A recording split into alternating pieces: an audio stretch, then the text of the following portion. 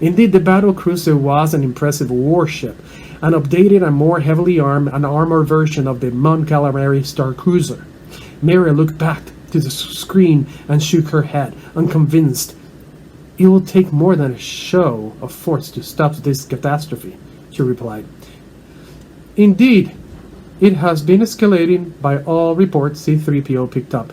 It started as a simple-minded dispute over mineral rights, but now the rhetoric is more appropriate for some kind of a holy crusade.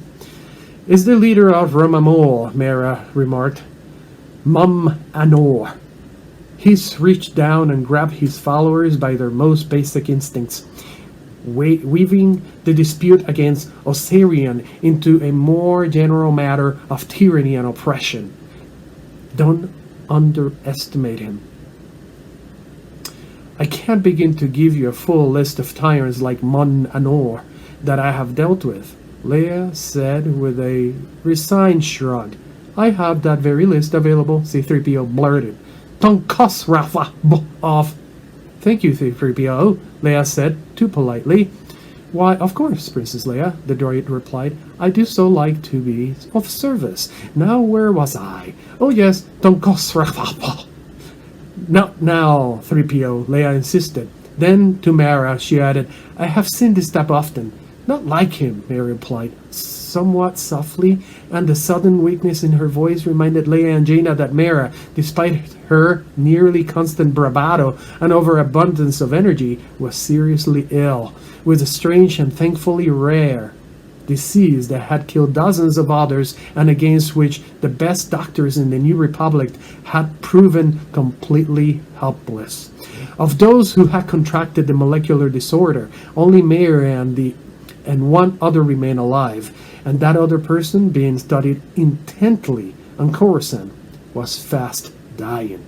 Daluba, C-3PO went on, and of course there was Aknya. Leia started to run to the droid, hoping to politely but firmly shut him up. But Jaina's cry stopped her abruptly and swung her back to face the screen. Incoming ships! Jaina announced, her voice full of surprise, the telltale blips that had appeared on her sensor viewer as if from nowhere. 4 of them, Mara confirmed. Even as she spoke, the warning buzzers began to go off. From our Sarian. She turned her curious expression up to Leia. They know who we are. Leia nodded, and they know why I have come. Then they should know to leave us alone. Jaina reasoned. Leia nodded again, but understood better. She had to come up to the system not to meet the Osirians, not at first, at least, but with the principal rival, Num Anor, the cult figure stirring up trouble on Ramamul. Tell them to back off, she instructed Mara. Politely? Mara asked, smiling, and with the dangerous twinkle in her eyes. New Republic shuttle. A halting voice crackled over the comm. This is Captain Grappa of Osirian First Force.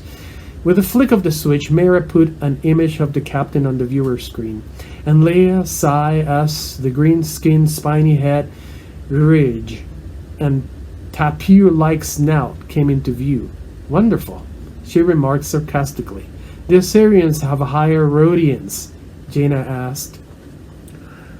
Nothing like a few mercenaries to quiet things down, Leia replied dryly.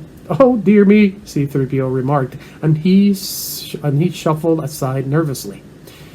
You come with us, Grappa insisted, his multifaceted eyes sparkling eagerly. To Osen Prime.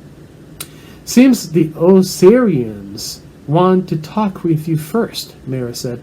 They are afraid that my meeting with Nor Amor will only heighten his stature, both among the Romamolians and throughout the sector. Leia reasoned.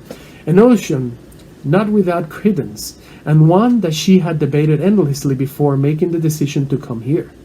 Whatever the reason, they are closing fast, Mara replied. Both she and Jaina looked to Leia for instructions, for while the Jade Saber was Mara's ship, this was Leia's mission.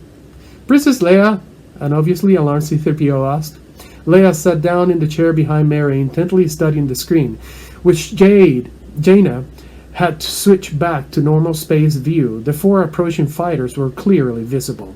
"Listen," she said determinedly, a request that neither of the pilots needed to hear twice. Indeed, Mary had been eager to put the shuttle, with its full-power twin engines and state-of-the-art maneuvering system, through the real test.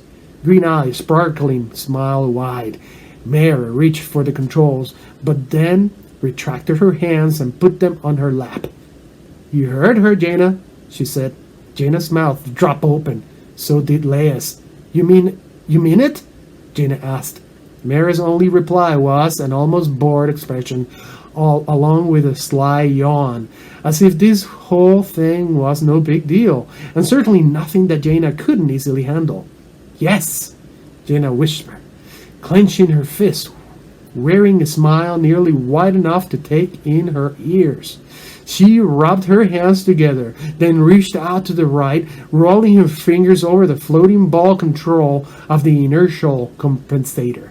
"Strap in," she ordered, and she dialed it down to 95%, as the fighter pilots often did, so that they could gain a tactical feel to the movements of the ships. "Reading the G's," Jaina had heard it called, and she always preferred flying that way, where fast turns and mighty acceleration could push her back in her seat. "Not too much," Leia said with concern, but her daughter was in her element now, Leia knew, and she pushed the shuttle to its limits.